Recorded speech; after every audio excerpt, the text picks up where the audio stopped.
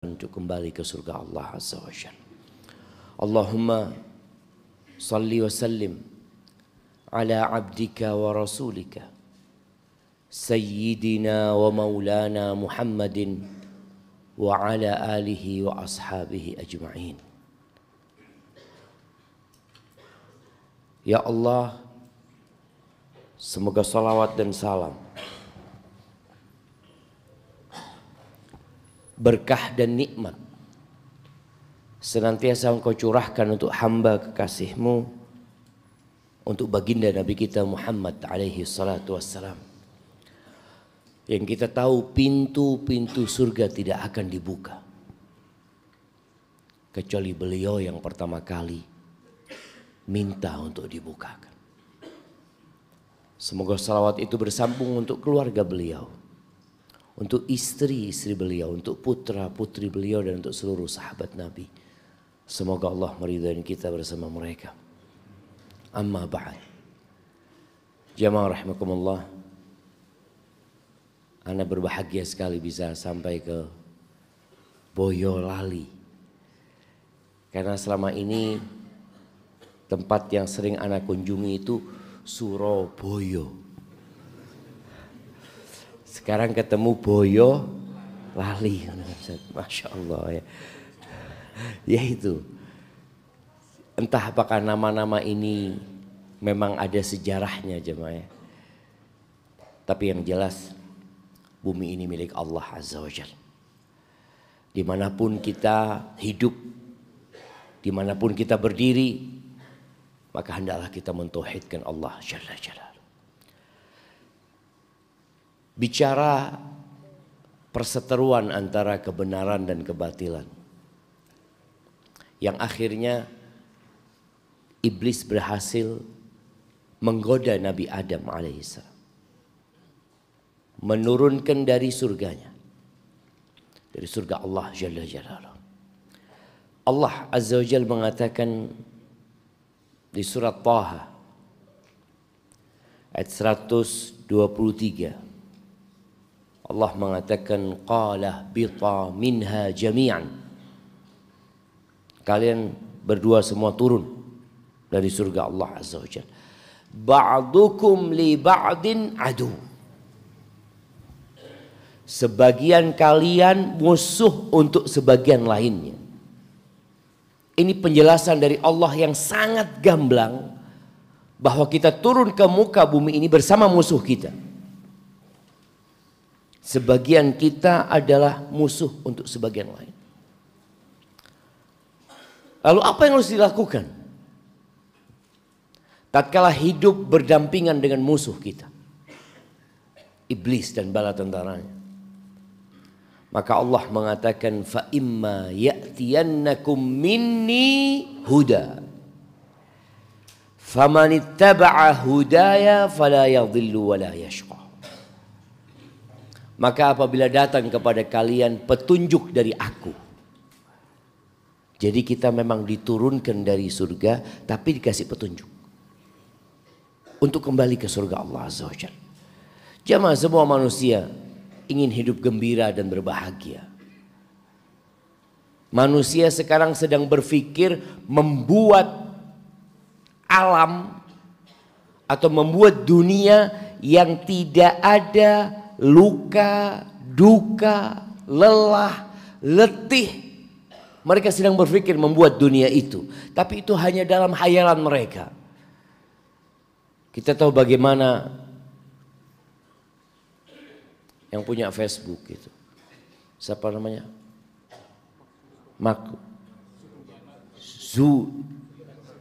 Zuckerberg, Masya Allah. Dia mengganti perusahaannya dengan perusahaan Meta. Mereka berpikir untuk membuat dunia tanpa luka dan duka. Orang bisa berbuat semaunya. Mereka sedang berusaha membuat metaverse. Tapi nggak mungkin jamaah.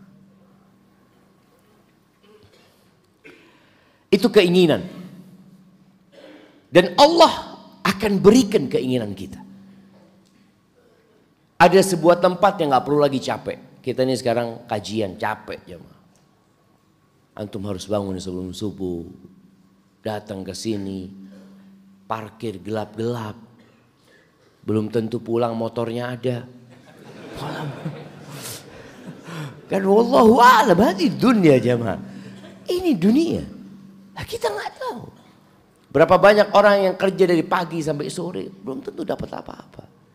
Ada yang jaga tokonya dari jam 7 pagi, dilihat jam 8, jam 9, jam 10, belum ada satu pelanggan pun yang masuk dalam tokonya.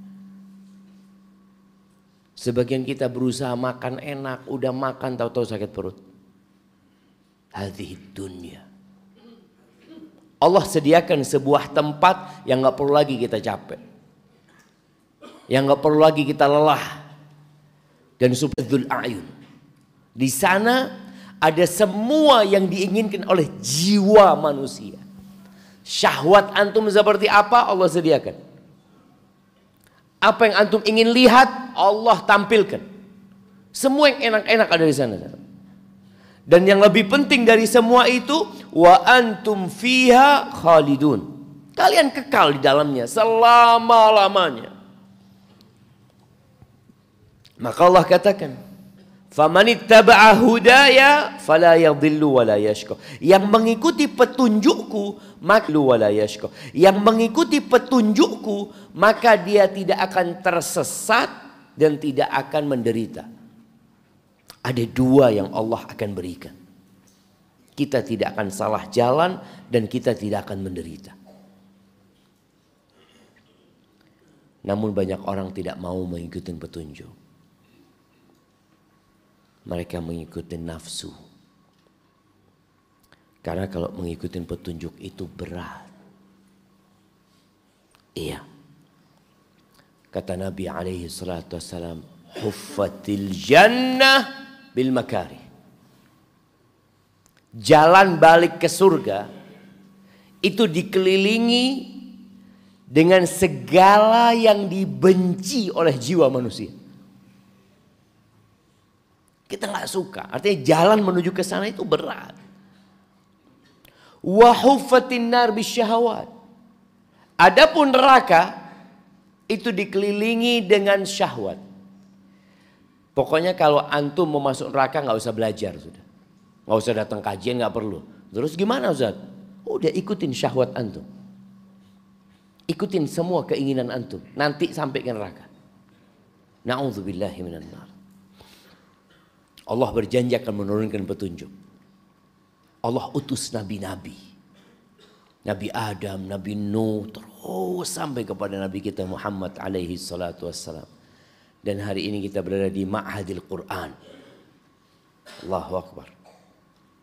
Barang siapa yang berpaling dari petunjukku, kata Allah. Allah mengatakan di ayat selanjutnya, waman a'rada an dzikri fa inna lahu ma'isyatan dhanka. Barang siapa yang berpaling dari petunjukku, maka baginya kehidupan yang sempit, yang sengsara. Walaupun hidup bergelimang harta, pastikan ini jawab. Pastikan. Barang siapa yang berpaling dari petunjuk Allah Azza wa Jal, walaupun mungkin secara penampilan terlihat berbahagia,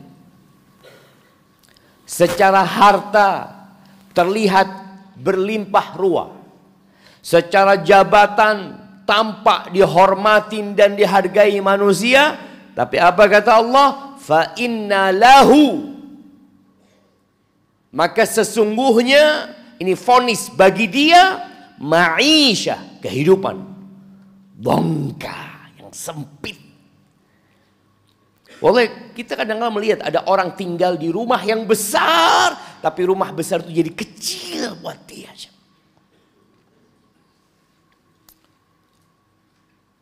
Karena sebenarnya semua itu kembali kepada perasaan, jemaah. Perasaan. Perasaan itu nggak butuh mobil mewah, nggak butuh makanan yang enak. Antum kadang-kala makan sama tempe, sama nasi putih, sama sambal petis. Oh, tapi perasaan antum sedang ridha dengan takdir Allah Azza wa Jalla. Enak itu. Tapi antum makan di rumah makan yang mewah, segala menu disediakan, tapi perasaan antum sedang penuh dengan masalah, nggak enak semuanya. Allah berjanji akan memberikan vonis ini. Wa nahsyuruhu yaumal qiyamati a'ma. Di dunia hidupnya menderita, di akhirat dikeluarkan dari kuburnya dalam kondisi buta. Jemaah rahimakumullah, kalau orang sejak lahir buta, itu mungkin ya udah menjadi kebiasaan buat dia hidup dengan kebutaan. Tapi bagaimana kalau antum tiba-tiba buta? Penderitaan akan semakin nyata. Orang-orang ini dikeluarkan dari kuburnya dalam kondisi buta, maka mereka bertanya kepada Allah Azza wa Jalla. Mereka mengatakan, qala rabbi lima hasyartani a'ma wa qad kuntu basira. Akan kepada kamu petunjuk-petunjuk kami, tapi engkau abaikan, engkau lupakan. Maka hari ini engkau dilupakan. Wallah jemaah, kita butuh pertolongan Allah dan petunjuknya. Kenapa setiap kita sholat kita mengatakan ihdinas siratal mustaqim. Tunjukkan kepada kami ya Allah jalan yang lurus. Jamaah rahimakumullah, berbincang tentang petunjuk Allah yang seharusnya kita berpegang teguh dengannya, Al-Quran dan Sunnah Nabi alaihi salatu wassalam. Ketika di masa Nabi Musa, maka petunjuknya adalah Taurat dan sunnah-sunnahnya Nabi Musa alaihi salatu wassalam. Di zamannya Nabi Daud, tetap Taurat yang jadi pegangan bersama Zabur yang Allah turunkan kepada Nabi Daud alaihi salam. Di zamannya Nabi Isa alaihi salam, Allah turunkan bersamanya Injil bersama sunnah-sunnahnya Nabi Isa plus Taurat yang dibawa oleh Nabi Musa alaihi salatu wassalam, plus Zabur juga yang diturunkan kepada Nabi Daud alaihi salatu wassalam. Tapi kemudian semua itu dihapuskan dengan turunnya Al-Quranul Karim.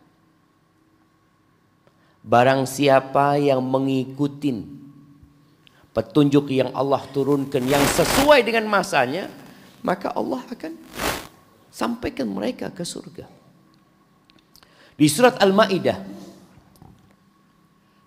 ayat 14, Allah Azza wa Jalla menyebutkan tentang orang-orang Nasara, pengikutnya Nabi Isa alaihissalam. Allah mengatakan, wa minal ladzina qalu inna nasara. Dan di antara orang-orang yang mengatakan kami adalah umat Nasrani. Akhadna mitsaqahum, kami telah mengambil perjanjian dengan mereka. Allah buat perjanjian dengan mereka. Apa yang terjadi dengan mereka? Fanasu hazzam mimma dzukiru bih. Mereka melupakan dengan sengaja. Mereka mengabaikan. Apa yang diabaikan? Peringatan-peringatan sebagian peringatan-peringatan yang diberikan kepada mereka. Mereka abaikan.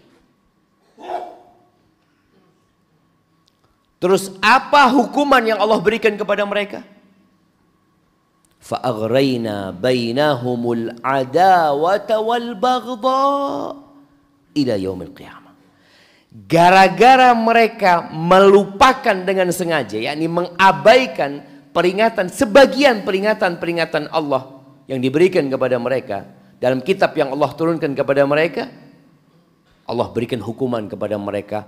Allah timbulkan permusuhan dan kebencian yang akan menimbulkan perpecahan di antara orang-orang Nasara itu sampai kapan? Ila yaumil qiyamah, sampai hari kiamat. Wa sawfa yunabbi'uhumullah bima kanu yasna'un. Allah akan berikan berita kepada mereka terhadap apa yang mereka kerjakan selama ini. Ahibbati fillah, meninggalkan sebagian Al-Quran, meninggalkan sebagian sunnah, mengabaikannya dengan sengaja tidak mau mengamalkannya, itu menjadi penyebab perpecahan dan pertikaian sampai hari kiamat.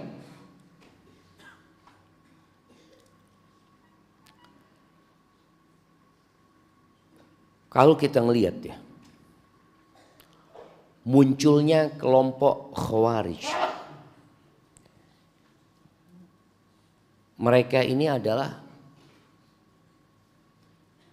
generasi yang hidup di masa sahabat. Bayangin ya, Khawarij yang mereka kemudian datang ke kota Madinah membunuh sahabat Nabi Utsman bin Affan radhiyallahu taala anhu. Apa yang menyebabkan mereka tersesat? Mereka tidak mengikuti sebagian yang Allah perintahkan dalam Al-Quran dan sebagian yang Nabi alaihi salatu wasallam jelaskan dalam sunnahnya. Orang Khawarij kalau bicara ibadahnya, Nabi sudah mengasih tahu. Tahqiruna salatakum ma'a salatihim. Kalian kalau mau lihat salatnya orang Khawarij, aduh, nggak bisa dibandingkan dengan salat kalian. Mereka lebih ahli ibadah, jemaah. Kalau lihat bagaimana puasa mereka, ahli ibadah. Bagaimana mereka membaca Al-Quran, ahli baca Quran, suka baca Quran mereka. Jadi Abdullah bin Abbas ketika menjenguk mereka atau datang berdialog dengan mereka, itu melihat kelompok manusia-manusia yang tekun dan rajin ibadah. Tapi bagaimana mereka bisa memerangi Ali bin Abi Thalib? Bagaimana sebelumnya mereka membunuh Utsman bin Affan radhiyallahu taala anhu? Karena mereka meninggalkan sebagian ayat-ayat Quran.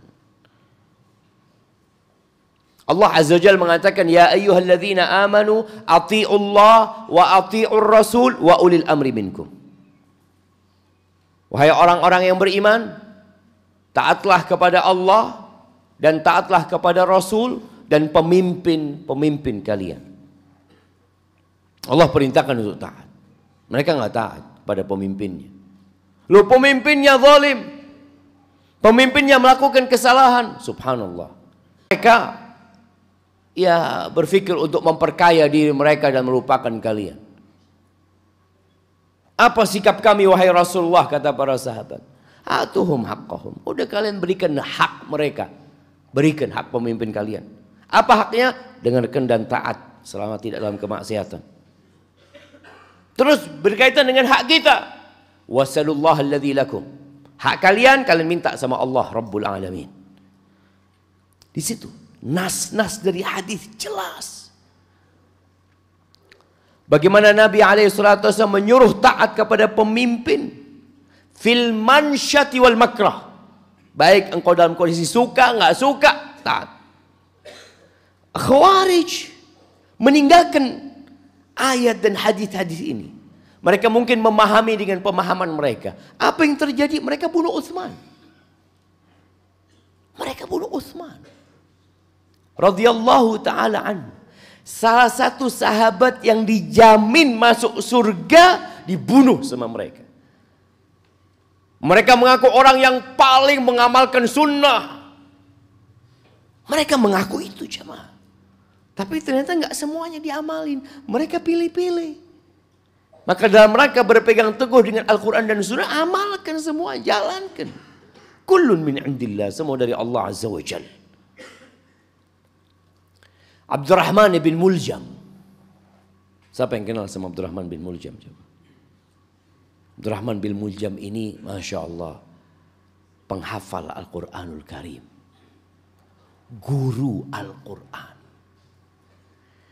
Ketika Umar bin Khattab radhiyallahu taala anhu, dia tinggal di Madinah, Abdurrahman bin Muljam. Umar melihat orang ini Masya Allah tekun ya, ngajarin anak ngaji, belajar. Akhirnya Umar ngirim dia ke Mesir. Dikirim ke Mesir. Dan Umar pesan kepada gubernur Mesir, dekatkan rumahnya dengan masjid. Bikinkan rumah tempat pengajar Al-Quran. Ini orang, aku lebih utamakan engkau daripada aku sendiri. Aku ingin dia ngajarkan Quran di sana. Ngajar Quran di Mesir jamaah. Hafal Quran, ngajar Quran. Tapi kemudian dia sedikit bertemu dengan kelompok Khawarij. Akhirnya dia membunuh Ali bin Abi Thalib. Bayangin jamaah. Seorang penghafal Al-Quran berakhir dengan membunuh Ali bin Abi Thalib. Niatnya mau masuk surga. Bangga si Abdurrahman ini jamaah. Bukan dia kemudian menyesal karena membunuh Ali, enggak. Yang membunuh Utsman enggak ada yang menyesal. Yang membunuh Ali bin Abi Thalib enggak ada yang menyesal dia. Karena dia berharap dengan membunuh mereka masuk surga. Ini kelompok-kelompok yang menyimpang, yang mereka mengaku berpegang teguh dengan Al-Quran dan Sunnah, tapi tidak semuanya dipegangin. Yang cocok sama mereka, mereka ambil, mereka mengikuti pemahaman mereka, padahal di tengah-tengah mereka ada para sahabat Nabi. Ada sahabat Nabi.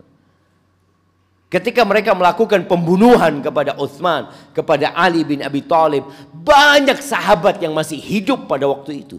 Tapi mereka tidak mau mengikuti pemahaman mereka.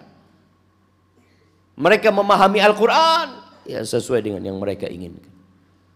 Maka ingat, meninggalkan sebagian dari Al-Quran dan Sunnah itu akan menyebabkan permusuhan, perpecahan yang tidak ada habisnya. Sampai kapan?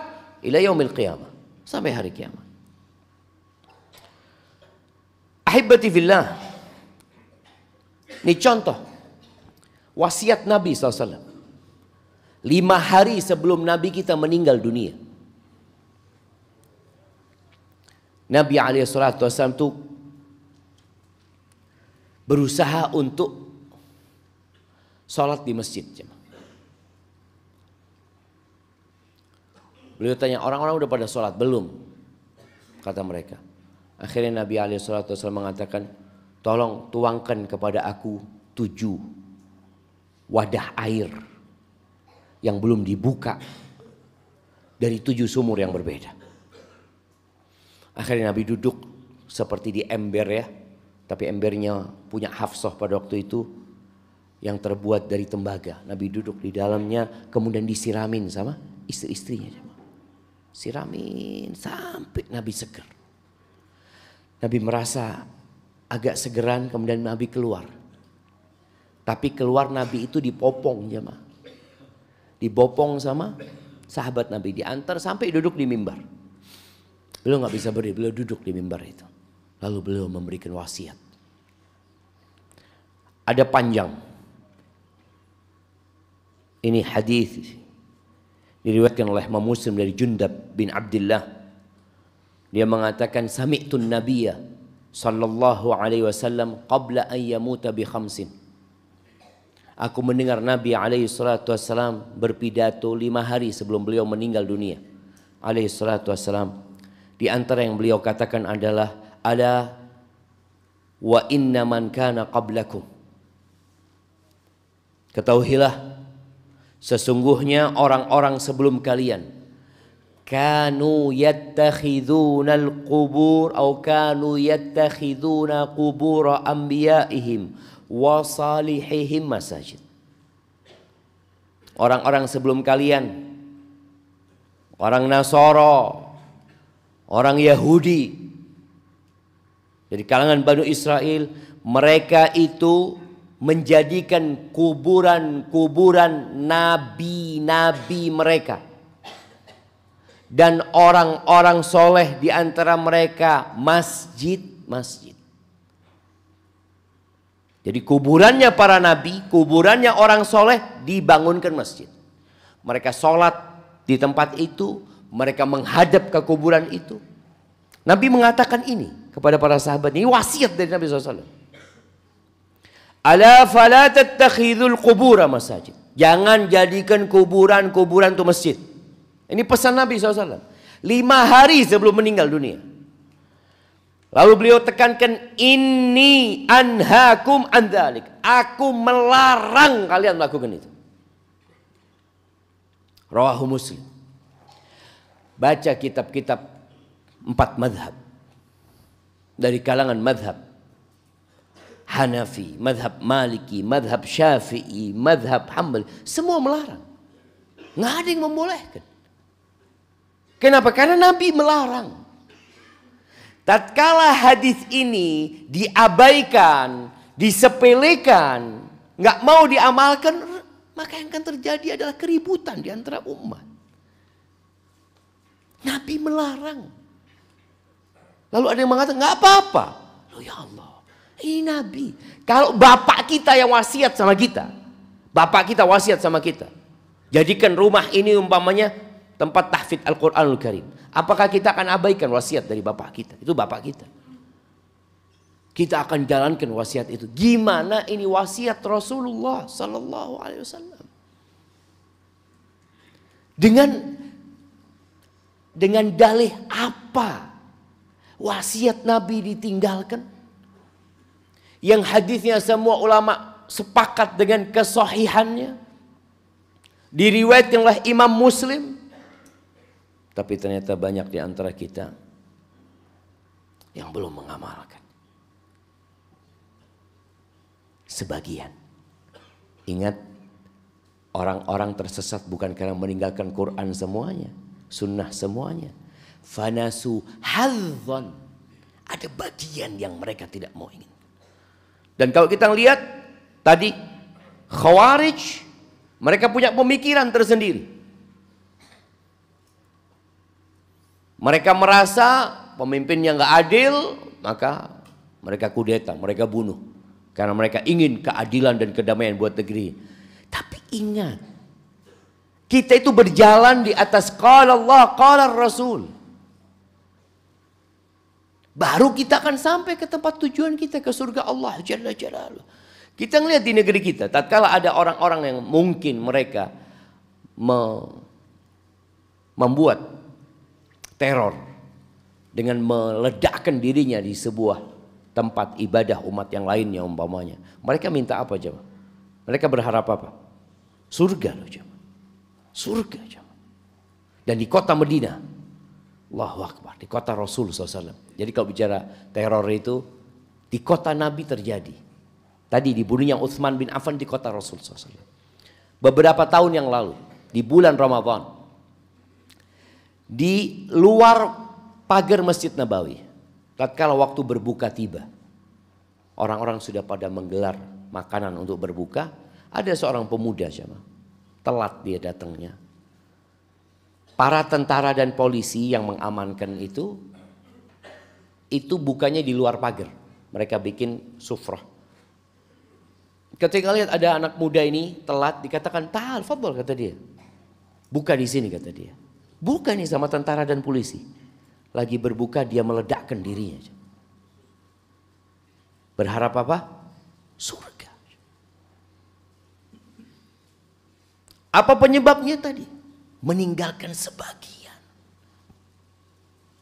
Maka jangan sampai kita tersesat. Betapa banyaknya ayat-ayat dalam Al-Quranul Karim yang memerintahkan kepada kita untuk berpegang teguh dengan Quran dan Sunnah. Di surat Ali Imran 103, Allah Azza wa Jalla mengatakan, wa'tasimu bihablillahi jami'an wa la tafarraqu. Kalian berpegang teguhlah dengan apa? Hablullah. Dengan tali Allah Azza wa Jalla. Apa tali yang Allah turunkan dari langit ke bumi ini? Al-Quranul Karim. Allah utus Nabi alaihi salatu wassalam. Kalian berpegang teguhlah, berjamaah, jangan berpecah belah. Ingat, penyebab perpecahan itu adalah meninggalkan, mengabaikan sebagian. Ya, kalau bicara orang Islam kan nggak mungkin dia meninggalkan semuanya. Kalau dia meninggalkan Quran dan Sunnah semuanya udah keluar dari Islam. Tapi dia tetap sholat, dia tetap haji, dia tetap dia amalkan. Tapi ada bagian-bagian yang dia abaikan. Di surat Az-Zukhruf ayat 43. Allah Azza wa Jalla mengatakan fastamsik billadzi uhiya ilaik. Ini Allah memerintahkan kepada Nabi SAW. Berpegang teguhlah engkau dengan apa yang diwahyukan kepadamu. Karena kita tahu orang-orang musyrikin itu berusaha membuat negosiasi dengan Nabi SAW dalam urusan agama. Sampai mereka mengatakan, ayo gimana lah, kita beribadahnya gantian aja. Setahun kami menyembah Tuhanmu Muhammad, tahun depan kamu menyembah Tuhan kami. Kan bagus ini, toleransi lah. Gitu. Mereka menawarkan hal itu. Dan terus mereka membuat berbagai macam makar kepada Nabi SAW. Apa kata Allah? Fastamsik billadzi uhiya ilaik. Engkau berpegang teguhlah dengan yang telah diwahyukan kepadamu. Innaka ala siratin mustaqim. Engkau berada di jalan yang lurus. Ini jalan yang mengantarkan ke surga. Ini loh jalannya. Itu Allah perintahkan kepada Nabi SAW. Kok banyak di antara kita nggak mau berpegang teguh dengan Al-Quran.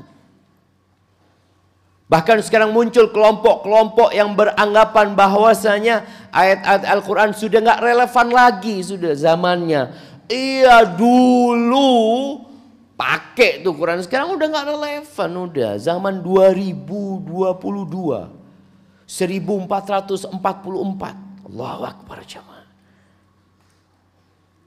Padahal Allah Azza wa Jalla mengatakan dzalikal kitabu la raiba fi hudal lil muttaqin.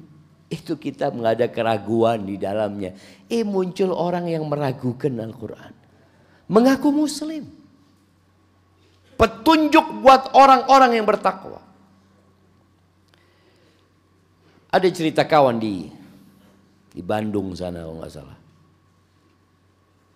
Dia punya kawan non muslim. Kawannya dari Bogor. Dikasih Quran terjemahan kawannya ini. Dikasih Quran terjemahan, nih aku kasih hadiah, aku nyetak Quran, aku kasih engkau. Dibawalah pulang, nggak dibaca. Karena dia beda agama kan, ada kitabnya umat Islam, sedangkan dia Nasrani. Dia taruhlah tuh Quran di rak buku dia. Berlalu waktu yang panjang. Sampai suatu hari, dia lagi galau, lagi gundah ya. Dia lihat itu Quran. Dia ambil nih Qurannya. Dia buka.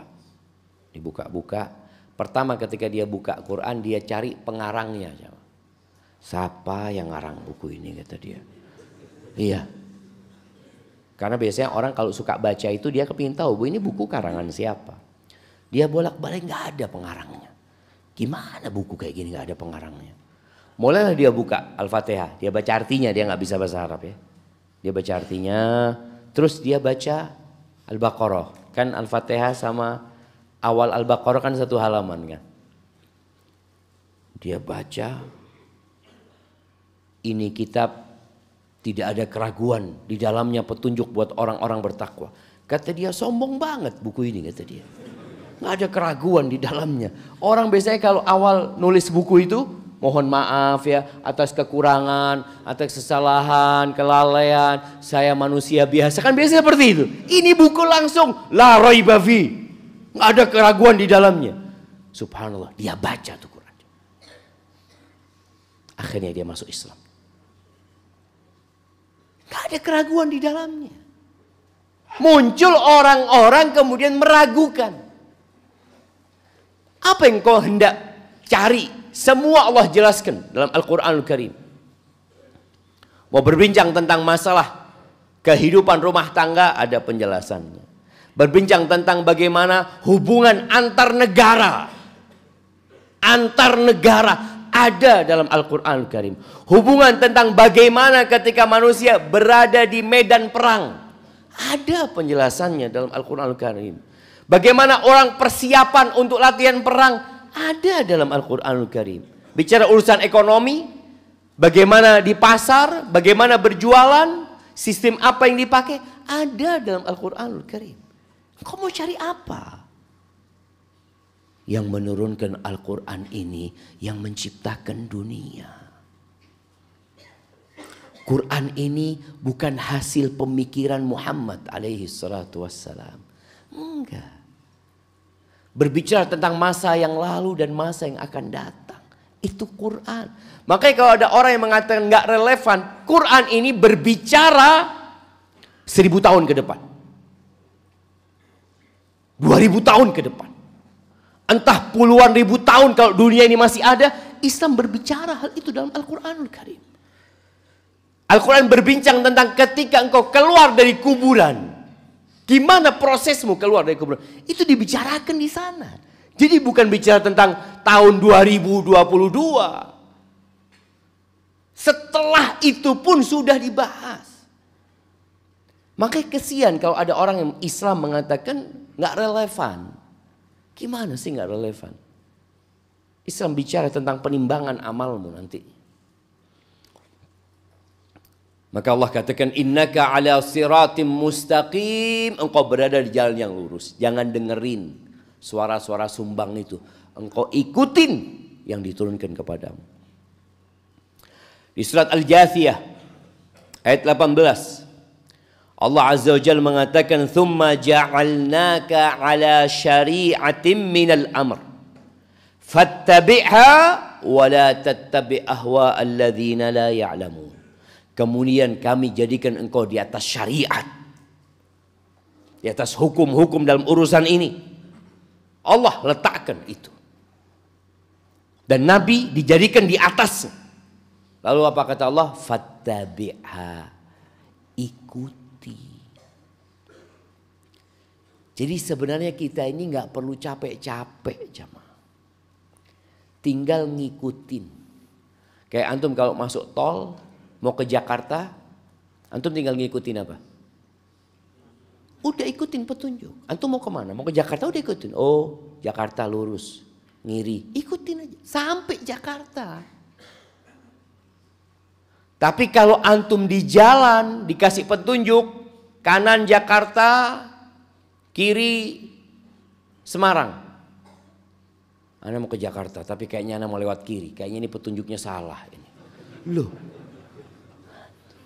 Ada orang yang seperti itu jam. Dikasih petunjuk, dikasih penjelasan, maunya dia. Loh mas ini loh bener. Loh enggak.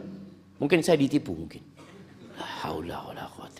Maka Allah katakan fattabi'ha wa la tattabi' ahwa alladzina la ya'lamun. Engkau jangan mengikuti kemauan-kemauan orang yang enggak tahu.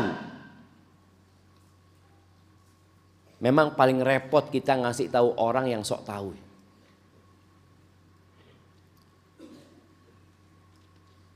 Ya.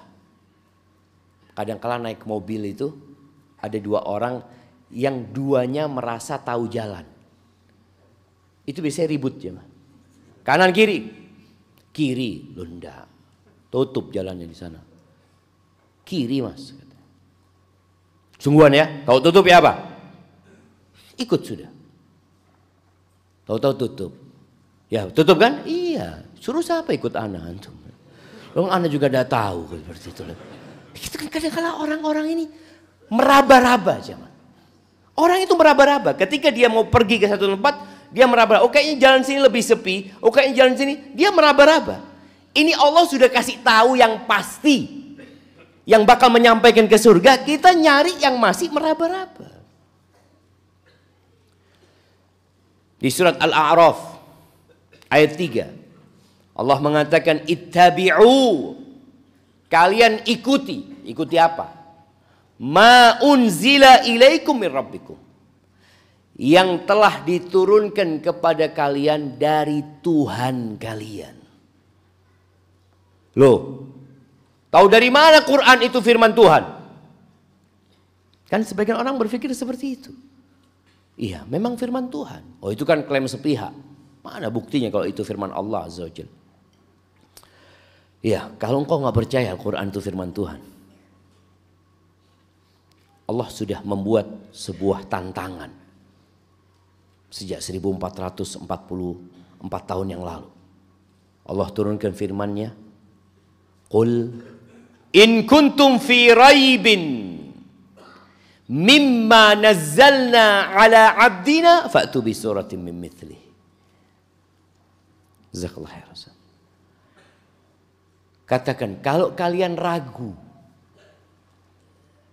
terhadap apa yang kami turunkan kepada hamba kami,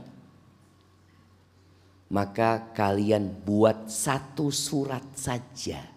Satu surat saja. Yang seperti dalam Al-Quranul Karim. Wad'u syuhadakum min dunillah. Kalian panggil, kalian seru, kalian kumpulkan semua manusia. Semua penolong-penolong kalian dari selain Allah Azza wa Jalla, bikin satu surat. Yang paling pendek dalam Al-Quran itu surat apa? Surat apa jemaah? Al-Kautsar.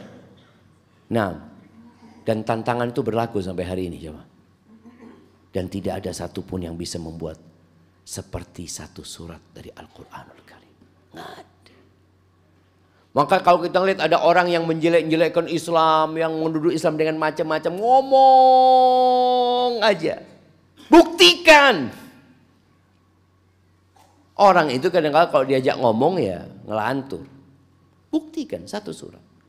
Maka Allah katakan, ittabi'u ma unzila ilaikum min rabbikum wa la tattabi'u min dunihi awliya qalilan ma tadhakkarun. Kalian jangan ngikutin selain yang Allah turunkan. Omongan-omongan pemimpin, tokoh-tokoh, sampai akhirnya meninggalkan Al-Quran. Tapi kalian sedikit mau ingat itu sedikit. Baik, di surat Al-An'am ayat 153 Allah Azza wa Jalla mengatakan, wa anna hadza sirati mustaqiman fattabi'uh. Sesungguhnya ini jalanku yang lurus, ikuti. Allah jemaah, kembali ana ingatkan, kita ini cukup ngikutin aja jalannya Rasul sallallahu alaihi wasallam. Antum berdiri di depan Nabi sallallahu alaihi wasallam, di belakang Nabi alaihi salatu wasallam, ikutin langkah Nabi sallallahu alaihi wasallam. Nabi ke kanan, kita ke kanan, ke kiri. Nabi berhenti, kita berhenti. Nabi duduk, kita duduk. Ikutin.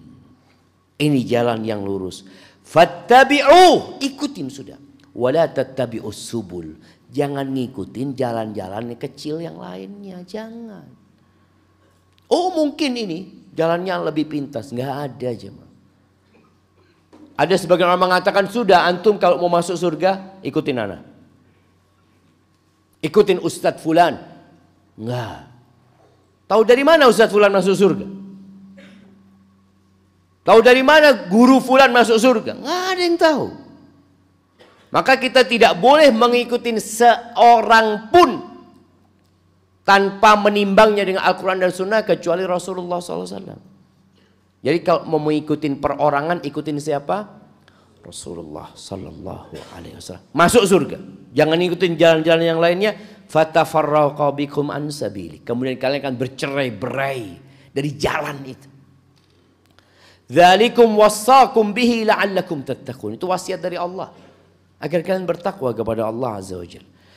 Ahibati fillah, kalau hadis-hadis Nabi yang menjelaskan tentang bagaimana seharusnya kita berpegang teguh dengan as-sunnah, dengan agama ini, ada hadis yang diriwayatkan Abu Dawud, hadis Al-Irbad bin Sariyah, di mana Irbad mengatakan, "Shalla bina Rasulullah sallallahu alaihi wasallam dzata yaumin."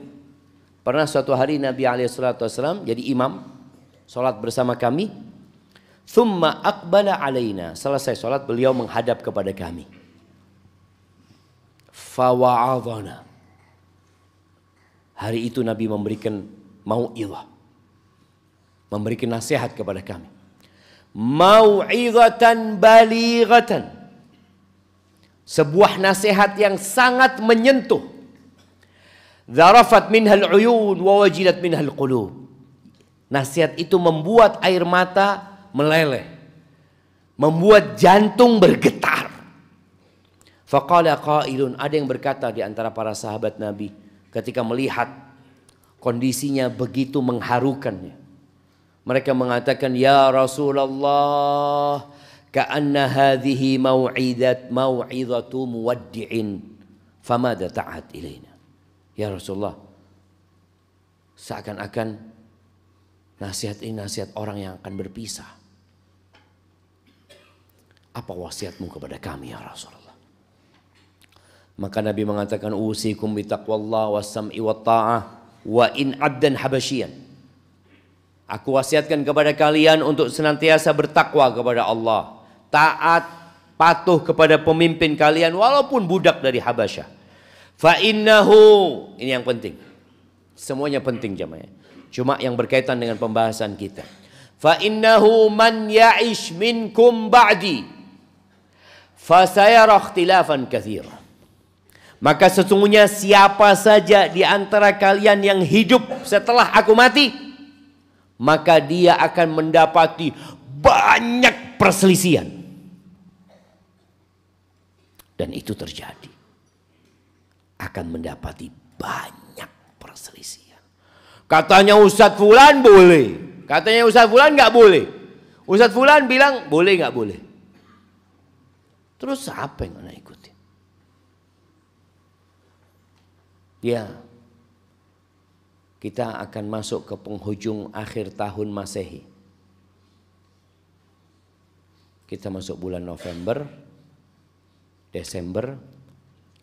Ada, ya kadang-kala orang berpikir gimana hukum mengucapkan selamat Natal sama orang non-muslim ya. Mulai dibahas, setiap tahun itu akan jadi pembahasan. Terus gimana? Nabi SAW mengatakan fa'alaikum bisunnati. Pada saat mendapati banyak pendapat, banyak pertikaian, dan semua merasa pendapatnya paling benar, paling sesuai, Nabi SAW berpesan fa'alaikum bisunnati. Kalian ikuti sunnahku. Itu yang kalian pakai. Untuk menghindari perpecahan dan perselisihan. Karena setiap kepala ini punya pendapat masing-masing. Semua punya pendapat. Maka kita disuruh mengikuti sunnahnya Nabi SAW. Wa sunnatil khulafa'ir rasyidin al-mahdiin. Dan ikuti sunnah-sunnah para sahabat. Yang mendapatkan petunjuk. Siapa? Abu Bakar, Umar, Utsman, Ali. Bayangin jamaah, Nabi nyuruh kita mengikuti sunnahnya khulafa. Itu kaum Khawarij membunuh Utsman bin Affan, membunuh Ali bin Abi Thalib. Supaya kita tahu pemikiran yang menyimpang ini gara-gara meninggalkan sebagian Al-Quran dan Sunnah berdampak buruk sekali.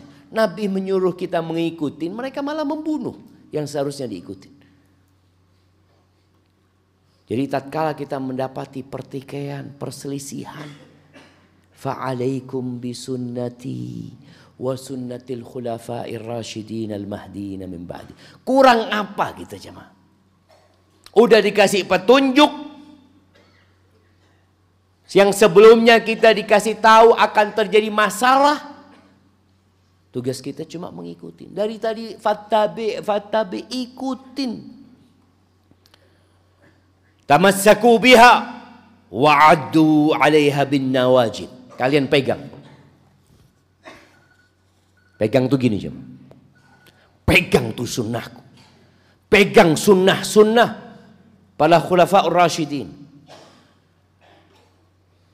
Orang kalau megang dengan tangannya, itu kadangkala dia kalau ditarik terlepas. Nabi mengatakan wa'addu 'alaiha bin nawajid. Gigit dengan gigi geraham kalian. Dipegang terus digigit jemaah. Seperti itu Nabi memberikan petunjuk. Jadi nanti kalau ada masalah, ada perselisihan pendapat, tanya gimana Rasul sallallahu alaihi wasallam.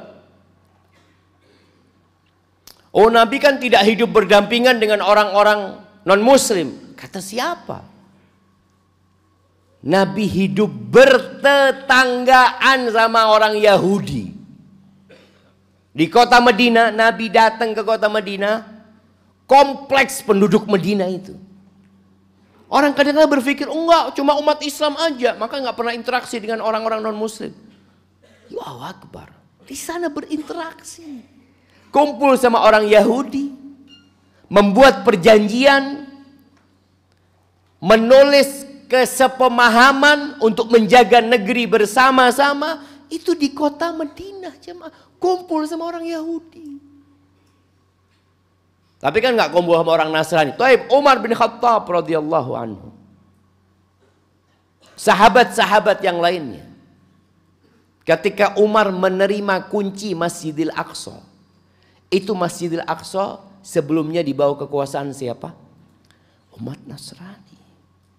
Akhirnya diambil sama Utsman, diterima itu kunci. Dibukalah Masjidil Aqsa buat kaum muslimin. Gereja nggak ada yang dihancurin. Bahkan yang namanya, kalau yang pernah berangkat ke Palestina, berangkat ke Masjid Al-Aqsa, di situ ada Sakhroh. Antum melihat ada kubah yang berwarna emas, di bawah itu ada batu. Ada beberapa riwayat yang menyebutkan bahwasanya itulah kiblat, jemaah. Jadi orang-orang yang sholat di dalam komplek Masjid Al-Aqsa itu menghadap ke batu itu, menghadapnya ke sana. Di masa pemerintahan Nasrani, tempat itu jadi pembuangan sampah. Di masa Umar bin Khattab dibersihkan lagi. Karena mereka mau menghinakan orang-orang Yahudi umat Nasrani pada waktu itu. Tapi tatkala Islam berkuasa, semua agama mendapatkan haknya. Hidup berdampingan. Berpuluh-puluh tahun. Beratus-ratus tahun. Sampai kemudian terjadinya perang salib.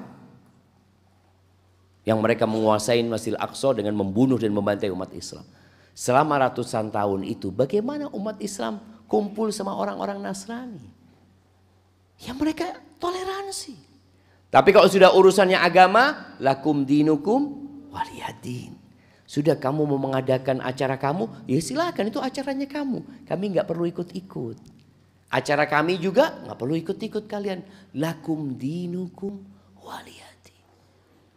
Di sini jamaah kalau kita bicara bagaimana seorang muslim berpegang teguh dengan Al-Quran dan Sunnah, ya diikutin.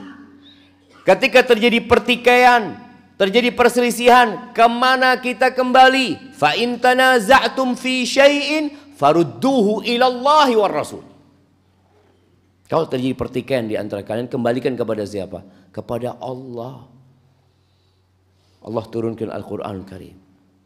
Kepada Rasul sallallahu alaihi wasallam, Nabi udah kasih contoh bagaimana kita mengamalkan agama ini. Tapi Nabi juga pernah menyampaikan kepada kita sebuah perkara yang menyedihkan. Beliau mengatakan iftaraqatil yahud ala ihda wa sab'ina firqah. Orang-orang Yahudi itu berpecah belah menjadi 71 golongan. Waftaraqatin nasara ala thintai wa sab'ina firqah. Yang umat Nasrani berpecah belah menjadi 72 golongan. Wa sataftariqu hadhil ummah ala 73 firqah. Sedangkan umatku ini akan berpecah belah menjadi 73 golongan. Kulluha finnar illa wahidah. Semuanya di neraka kecuali satu. Maka para sahabat nggak bertanya tentang yang di neraka. Mereka tanya yang satu. Dan ini seharusnya yang jadi pikiran kita. Kita tanya yang satu itu siapa? Siapa yang satu itu wahai Rasulullah SAW? Makana ala mithli ma ana alaihi wa ashabi. Mereka adalah orang-orang yang beragama, yang menjalankan Islam seperti yang aku jalankan bersama para sahabatku pada hari itu. Ini yang disebut ahlus sunnah. Dalam riwayat lain dikatakan al-jamaah. Mereka orang-orang yang bersatu, yang berkumpul mengamalkan sunnah. Menjalankan perintah Allah, menjauhi larangannya. Tapi itu berat. Sekarang mengamalkan itu berat. Bahkan Nabi SAW mengatakan, inna min waraikum ayyamas sabr. Di balik kalian itu ada hari-hari yang penuh dengan kesabaran. Al-qabidu ala dinihi kal-qabidi ala al-jamr. Yang berpegang teguh dengan agamanya itu seperti yang memegang bara api. Siapa yang kuat, jemaah? Sakit, jemaah. Terbakar. Dan kita tahu luka bakar itu berhari-hari. Kadang-kala ada orang yang mau melepas, tapi dia pegang lagi.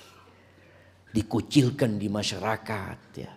Dicaci, dimaki, dibully, bahkan mungkin dibunuh, jemaah.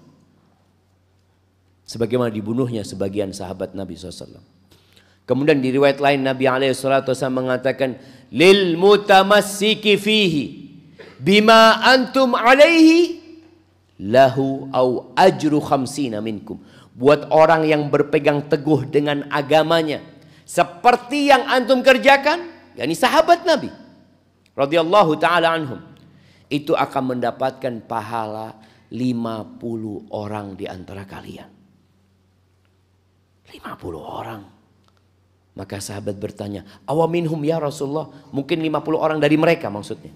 Bukan, dari kalian. Dari besarnya pahala berpegang teguh dengan sunnah Nabi alaihi salatu wassalam. Maka ahibati fillah,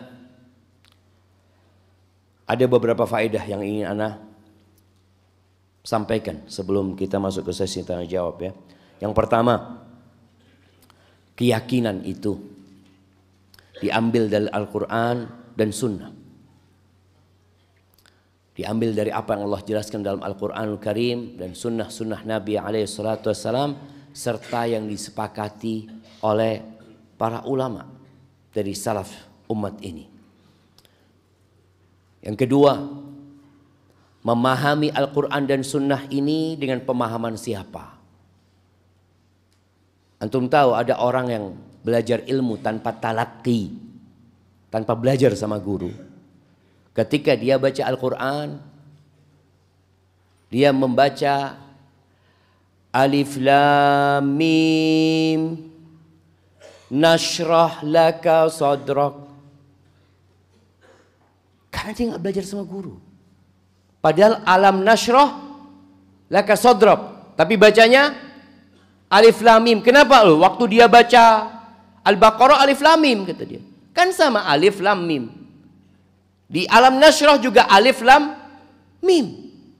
Maka di sini ketika orang belajar semau dia, nggak belajar sama guru, belajar Al-Quran atau belajar agama ini, maka dia akan tersesat. Siapa guru kita? Para sahabat Nabi. Maka memahami Al-Quran dan As-Sunnah ini dengan pemahaman para salafus saleh. Kalau enggak kita akan seperti Khawarij. Mereka hidup di tengah-tengah para sahabat, tapi mereka memahami Al-Quran sesuai dengan pemahaman yang mereka maui. Dikasih tahu nggak mau. Maka akhirnya mereka tersesat dalam kehidupan ini.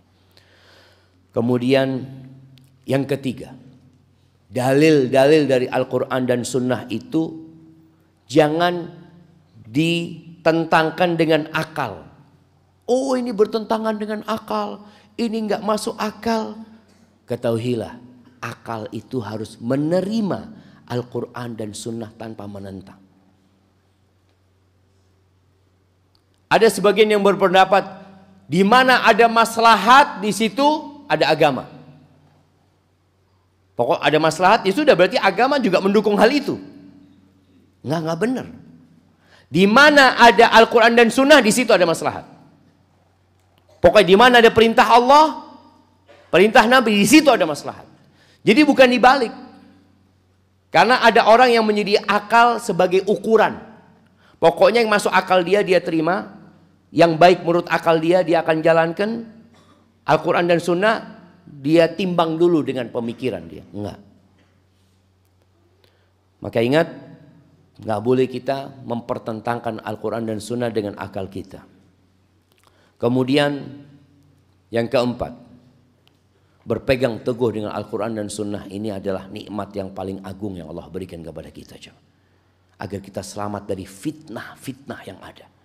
Nabi sudah ngasih tahu akan banyak perbedaan, ada banyak perselisihan, maka solusinya berpegang teguh dengan sunnah Nabi alaihi salatu wassalam.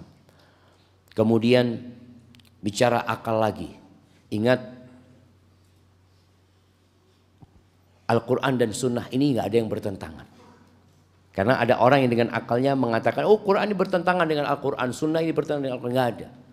Kadangkala masalahnya di pemahaman kita, akal kita yang kurang memahami, sehingga kita melihat kok kayaknya terjadi kontradiksi. Kontradiksi tidak pernah terjadi dalam Al-Quran dan Sunnah, tapi terjadi dalam akal kita.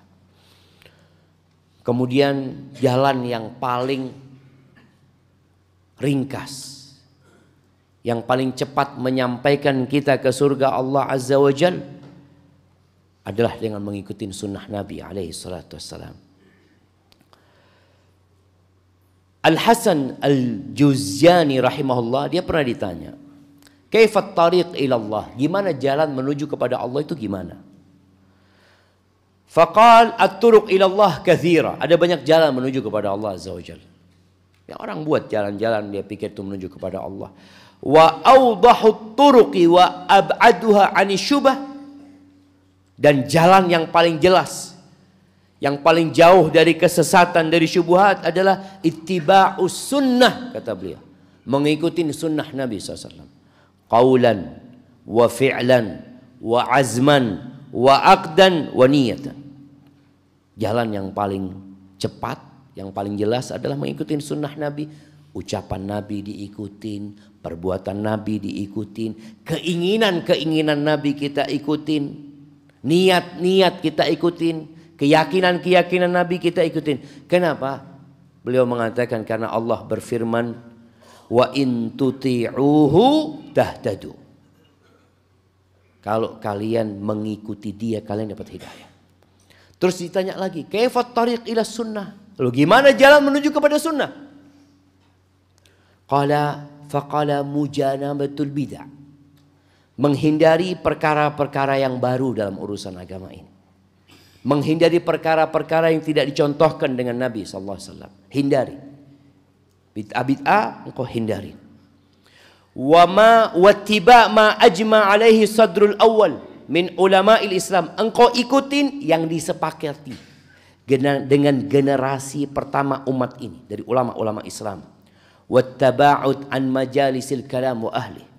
Engkau menjauh dari tempat-tempat duduk, dari majelis-majelisnya ahlul kalam, orang-orang yang bicara hanya dari akalnya, tidak menggunakan dalil. Waluzum tariqatil iqtida, dan mengikuti jalan mencontoh Nabi alaihi salatu wassalam. Dengan itulah Allah perintahkan kepada Nabi alaihi salatu wassalam, insyaallah kita jadi benar jamaah. Itu beberapa faedah yang berkaitan dengan mengikuti, bagaimana kita mengikuti Al-Quran dan Sunnah dalam kehidupan ini, yaitu dengan pemahaman para salafus saleh, dan tidak menjadikan akal kita sebagai standar mengukur ini sunnah sahih atau dhaif, tapi sesuai dengan yang telah Allah ajarkan kepada Nabi alaihi salatu wassalam dalam Al-Quranul Karim. Barakallahu fiik. Mungkin itu yang dapat Anda sampaikan, kurang lebihnya mohon maaf. Nah, terus kalau ada pertanyaan mungkin dikirim tertulis jamaah ya. Tafadhal.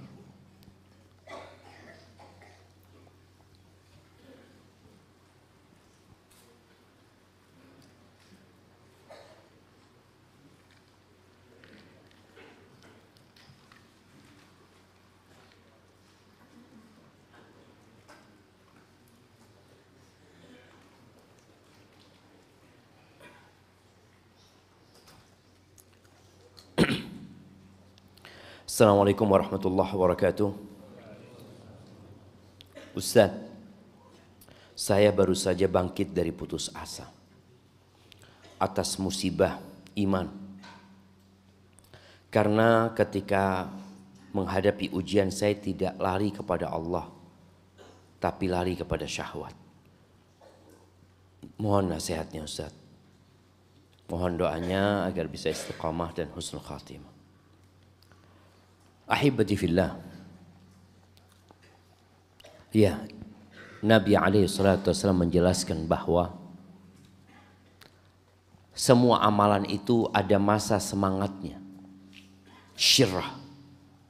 Walikulli amalin fatrah. Tapi ada masa futurnya. Itu hal yang wajar. Tapi bagaimana tatkala datang futur itu, kita nggak salah jalan. Penyebab futur itu banyak. Bisa jadi masalahnya masalah agama. Ada orang yang beragama berlebih-lebihan. Akhirnya dia capek lelah dengan agama itu. Ada. Nabi SAW mengatakan inna hadad din yusr. Agama ini mudah loh. Wala yushadad din ahad illa ghalabah. Tidak ada seorang yang kemudian melelahkan dirinya dengan agama ya, memberat-beratkan dirinya, berlebih-lebihan dari agama, melainkan dia akan terkalahkan. Maka kalau beragama, ya biasa-biasa aja, nggak usah berlebih-lebihan. Ketika ada seorang sahabat Nabi, radhiyallahu taala anhu, yang dia tiap malam hatam Quran, yang tiap hari puasa, dipanggil sama Nabi SAW. Enggak benar kayak gitu.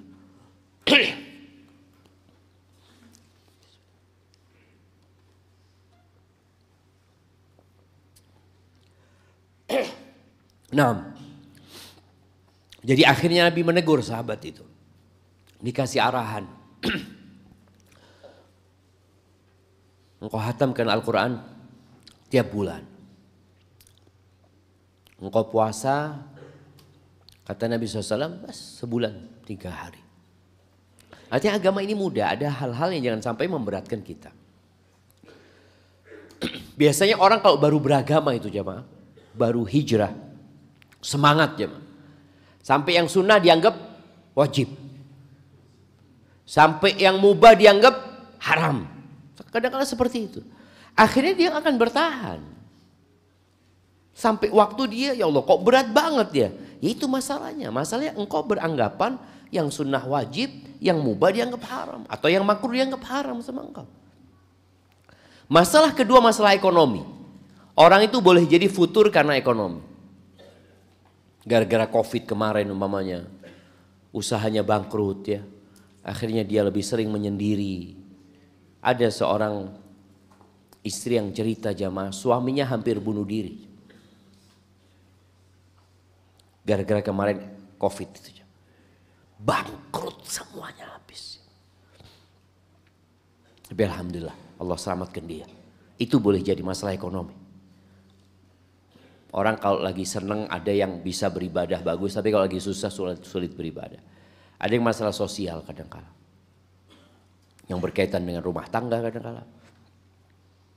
Terjadi perceraian, istri yang awalnya pakai jilbab gara-gara cerai akhirnya dia buka jilbabnya, atau suami yang biasa ngaji gara-gara dia cerai akhirnya dia nggak pernah datang kajian.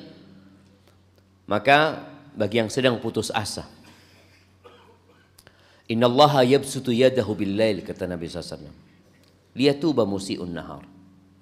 Allah Azza wa Jalla itu membuka tangannya di malam hari agar orang-orang yang berbuat dosa di siang hari itu bertobat. Wa yabsutu yadahu bin-nahar liyatuba musi'ul lail. Dan Allah bentangkan tangannya di siang hari agar yang berbuat dosa di malam hari bertobat kepada Allah Azza wa Jalla. Dan orang tatkala imannya itu sedang turun, larikan ke rumah Allah Azza wa Jalla. Ali bin Abi Thalib ketika sedang marah sama istrinya, kemana dia pergi? Ke masjid. Datang ke masjid. Ketika imanmu sedang turun, oke, engkau tetap jaga yang wajib. Mamanya biasa qobliyah ba'diyah, udah gak usah qobliyah ba'diyah, tapi yang wajib dijaga. Nanti setelah imannya nambah, balik lagi kepada yang sunnah-sunnah. Karena memang jiwa manusia ini kalau dipaksain kadang-kala tambah mutungnya. Kemudian berdoa. Kata Nabi alaihi salatu wasallam, innal iman la yakhlaqu fi jawfi ahadikum kama yakhlaqu thawb. Iman itu bisa menjadi usang, rapuh seperti usangnya pakaian kalian. Jadi dalam hati kita iman itu jadi lemah sekali jemaah. Seperti lemahnya baju kalau sering dipakai, kadangkala ketarik dikit sobek jemaah. Terus apa solusinya? Kata Nabi alaihi salatu wasallam, fasalullaha an yujaddida imanakum. Mintalah kepada Allah agar Allah memperbaharui keimanan kalian. Minta sama Allah azza wajalla. Subhanallah jemaah, kalau kita merenungkan doa-doa Nabi ya. Permintaan dunia dengan permintaan yang berkaitan dengan agama. Ya, lebih banyak yang diminta urusan agama. Minta dunia Nabi SAW. Tiap pagi beliau mengatakan, Allahumma inni as'aluka ilman nafi'an wa rizqan thayyiban wa amalan mutaqabbala. Tapi coba antum lihat doa-doa Nabi. Yang biasa Nabi baca di majelisnya. Ketika beliau bermajelis dengan para sahabatnya, jarang sekali beliau meninggalkan doa ini. Doa itu berbunyi, Allahumma qsim lana min khasyatika ma tahulu bihi bainana wa baina ma'asik. Ya Allah, berikan kepada kami, bagikan untuk kami rasa takut kepadamu. Nih, minta sama Allah rasa takut yang dengannya kami terhalang dari perbuatan maksiat. Wa minat ta'ati ma tuballighuna bihi jannatak. Dan bagikan buat kami ketaatan, semangat berbuat kebaikan yang dengannya kami disampaikan ke surgamu. Wa minal yaqin ma tuhawwinu bihi alaina masaibad dunya. Dan berikan kepada kami keyakinan, bagikan buat kami keyakinan yang dengannya jadi ringan musibah-musibah dunia. Wa matti'na, ini beliau minta dunia juga. Wa matti'na bi asma'ina wa absarina wa quwwatina ma ahyaitana waj'alhu alwaritha minna. Beliau berdoa minta, ya Allah berikan, jadikan ya Allah kami bisa bersenang-senang menikmatin pendengaran kami, penglihatan kami, kesehatan, kekuatan kami, dan sampai mati kami sehat. Dan jadikan itu pewaris buat kami. Beliau minta aja. Beliau minta kalau bisa mati dalam kondisi sehat. Itu Nabi minta. Buat para sahabatnya beliau minta juga itu. Waj'al tha'rana ala man zalamana wansurna ala man adana wa la taj'al musibatana fi dinina wa la taj'al ad-dunya akbar hammina. Nih beliau mengatakan, ya Allah jangan jadikan musibah itu menimpa agama kami. Ini pertanyaan mengatakan atas musibah iman, musibah agama. Orang kehilangan motor, insya Allah Allah kasih ganti yang lebih baik. Tapi orang kehilangan sholat asar jamaah, nggak sholat asar, kata Nabi SAW, faka'annama wutira fi malihi wa ahli. Orang yang kehilangan sholat asar itu seperti kehilangan harta dan semua keluarganya. Itu kadang-kadang kita musibah agama itu dianggap biasa. Beliau mengatakan, wala taj'al musibatana fi dinina wala taj'alid dunya akbar hammina. Jangan jadikan dunia itu ambisi kami yang paling besar. Sampai sholat mikirkan dunia. Wallah jemaah, kita sering sholat jemaah. Ana nggak ngomong kita, ana kadang-kadang sholat itu ya sholat sudah, tapi mikirkan yang di rumah, mikirkan yang di kampus, ini itu.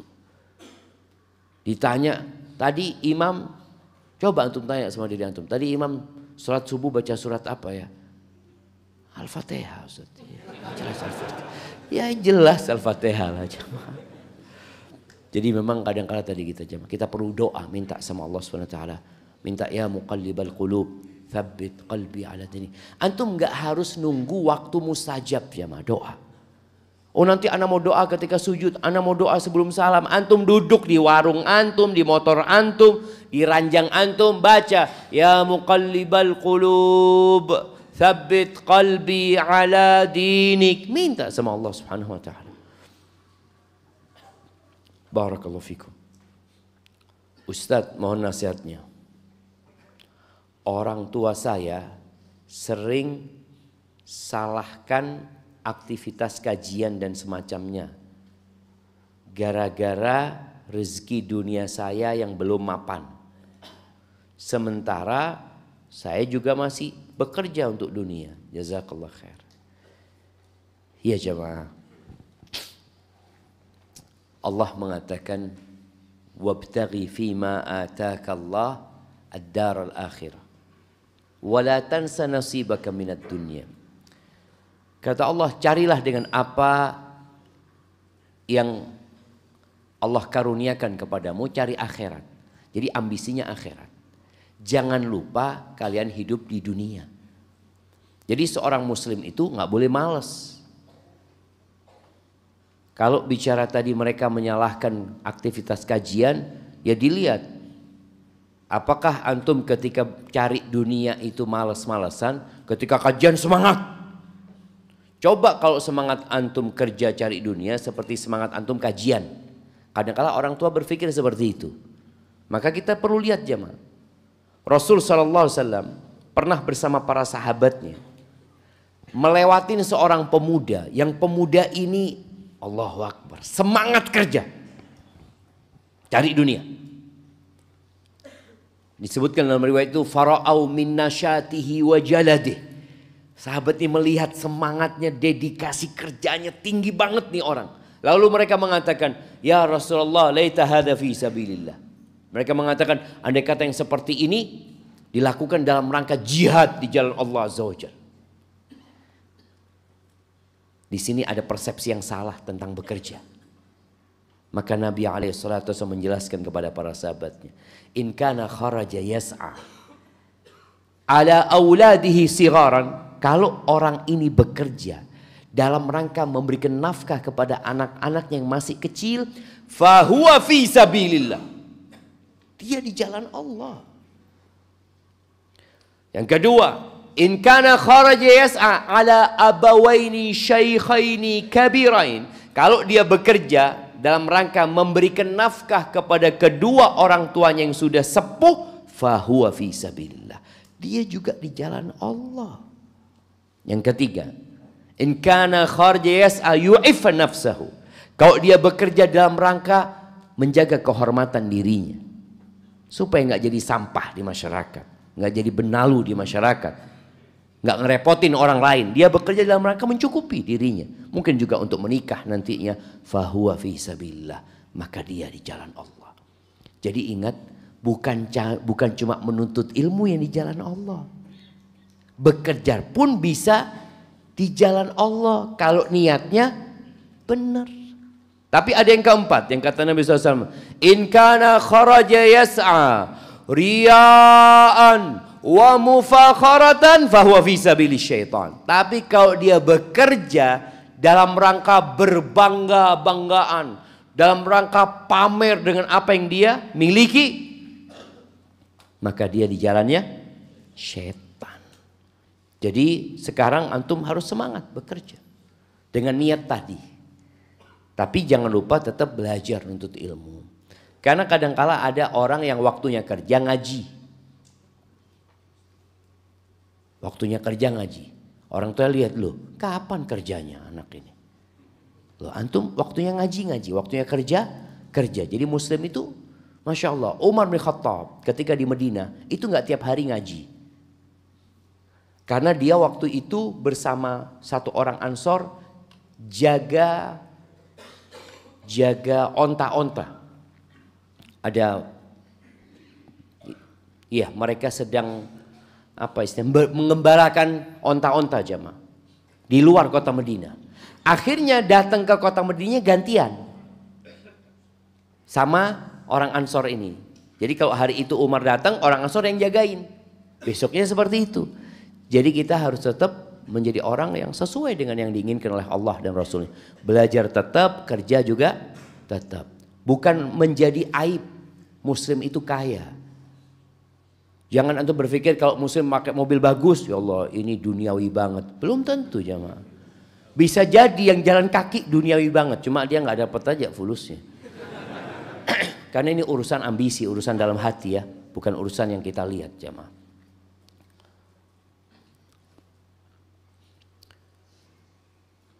Afwan Ustaz, mohon nasihat untuk kami para thalabul ilm dan penghafal Al-Quran agar bisa yakin dan tidak mudah terbawa pergaulan zaman penuh fitnah ini.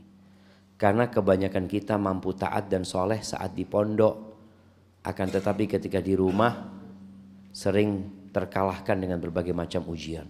Wallahi sahih. Apa yang harus dilakukan? Doa lagi. Doa itu benteng seorang muslim.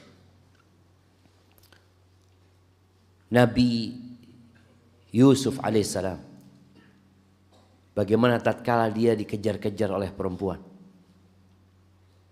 Dia dikejar oleh Imra'atul Aziz, ya. Lari Nabi Yusuf. Ditarik bajunya, dikatakan, hai talak, ayo, kata perempuan ini. Apa kata Nabi Yusuf? Ma'adzallah. Ma'adzallah. Di situ jemaah. Ketika kita nggak mampu, ya kita makhluk yang lemah, minta tolong sama Allah Azza wa Jalla. Terus doa. Nabi SAW mengajarkan doa, Allahumma inni a'udzubika min syarri sam'i wa min syarri basari wa min syarri lisani wa min syarri qalbi wa min syarri mani. Itu doanya Nabi SAW. Al-Ma'sum yang sudah dijaga sama Allah Azza wa Jalla, doanya, ya Allah, aku berlindung kepadamu dari keburukan pendengaranku, penglihatanku, keburukan lisanku, keburukan hatiku, dan kejahatan serta keburukan maniku. Kita kadang-kala nggak baca doa itu, merasa aman. Aman, anak hafal Quran, insya Allah. Antum walaupun hafal Quran, ada fitnah yang paling besar, yaitu fitnah wanita. Bisa hilang hafalan Quran antum, pulang tinggal separuh, pulang lagi tinggal seperempat. Gara-gara fitnah itu. Maka tolong berdoa, mohon sama Allah Azza wa Jalla. Yang kedua, menghindari tempat-tempat yang kalau kita berada di tempat itu kita berbuat dosa. Makanya kalau kita lihat ya, orang kalau ke warnet itu dulu ya, karena anak masih hidup di zamannya warnet ya. Sekarang kan sudah pakai handphone, nggak perlu ke warnet lagi orang-orang. Itu biasanya warnet itu ada yang menghadap ke tembok.